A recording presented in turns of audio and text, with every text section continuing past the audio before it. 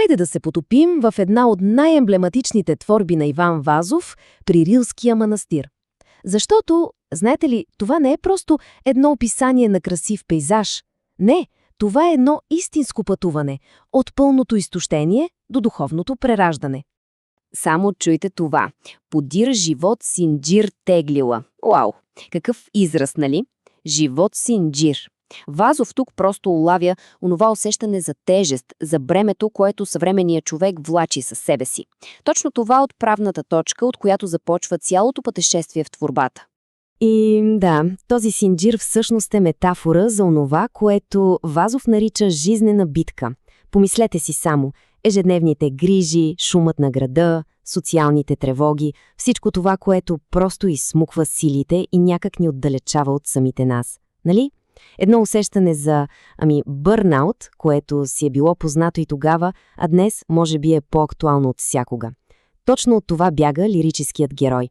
Добре, и ако жизнената битка е проблемът, то Вазов не ни оставя да чакаме. Веднага ни показва и решението.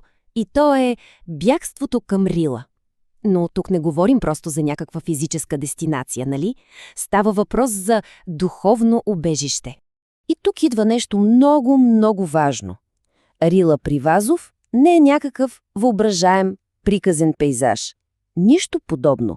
Напротив, той я описва с, почти документална точност. И точно това прави бягството, спасението да изглеждат толкова реални, толкова достижими. И тази документална точност, виждате, тя се усеща най-силно в конкретиката. Поетът не казва просто планини. Не, той посочва Еленин връх, усеща онзи здрави дъх от Бричебор, вижда огромния царев връх. Това са съвсем реални места. И те закотват цялото преживяване в нашето, българското пространство. И така, какво се случва? Планината сякаш придобива ролята на защитник. Тя издига стена до небеса. Една стена, която и физически, и метафорично изолира човека от световните злини. Тревогите на града, те просто не могат да преминат тази могъща, естествена преграда. И това ни води право в сърцевината на анализа, защото възниква въпросът как точно природата лекува. Вазов ни я показва в две ключови, съвсем различни, но допълващи се роли, едновременно като уютен дом и като свещен храм. Нека разгледаме тази двойственост по-отблизо. От една страна, Рила е дом. Тя дава усещане за принадлежност. Чуйте само как поетът повтаря «Сега съм у дома». Той не е странен гост, а е приет, прегърнат от природата, като от майка нежна. Това е усещането за комфорт, за уют. Но в същото време Рила е и храм. Тя е пустиня горска свята. Това е мястото, където духът се цери, където човек се отдава на песни и молитва и някак се докосва до божественото. Така че, виждате ли, тя дава едновременно и утеха, и възвисяване.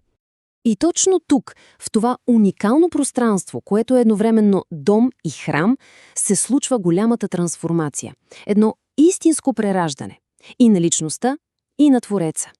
Всичко започва с първата стъпка, разбира се. Постигането на вътрешен покой. След целия хаос на жизнената битка, героя най-накрая намира своя въжделен и драг мир.